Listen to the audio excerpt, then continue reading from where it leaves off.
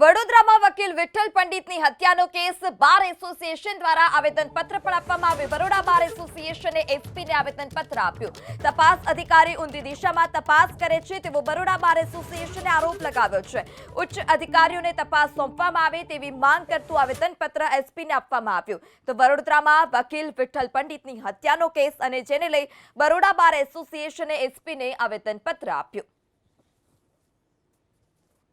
Senior धाराशास्त्री Vitthal प्रसाद पंडितનું હમણાં થોડા દિવસ પહેલાં કોઈ અજાણ્યા ઈસમોએ એમને પર હુમલો કરી એમનું મર્ડર કર્યું છે। એટલે આ તપાસ કોઈ પણ રીતે બીજા ઉચ્ચ અધિકારી હોય, અનુભવી હોય અને કાબેલ હોય, નીડર હોય, તટસ્થ તપાસ કરી શકે એવા વ્યક્તિને તપાસ સોંપવામાં આવે એ માટે અમે આજે આવેદનપત્ર આપવામાં અહીંયા જિલ્લા પોલીસ વડાને આપવામાં આવી રહ્યું હતું અને અમે આવેદનપત્ર આપ્યું છે। અને એમને એટલે કે જે ઉપરી અધિકારી અત્યારે અહીંયા છે રોહન આનંદ સાહેબ, એમને અમને આશ્વાસન આપ્યું છે કે તમારી માગણી આ સ્વીકારવામાં આવશે અને આ ટૂંક સમયમાં આ તપાસ બીજા કોઈ અનુભવી વ્યક્તિને અને પોલીસ અધિકારીને સોંપવામાં આવશે એવું અમને આશ્વાસન આપવામાં આવ્યું છે। એટલે આ રીતે અમારો બરોડા બાર એસોસિએશનની માગણી સંતોષી ત્યારે કહેવાય કે હજુ એ નવા અધિકારી નિયુક્ત થાય। વકીલોનો મંડળ મારી પાસે મળવા માટે આવ્યા હતા અને એ લોકોની એવી માંગણી હતી કે તપાસમાં કેટલીક બાબતોથી આ લોકોને સંતોષ નથી, એ બધી ડિટેલ મેમોરેન્ડમ એ લોકો આપીને ગયા છે। આ બધા પાસાઓનો અભ્યાસ એકવાર કરી લેવામાં આવશે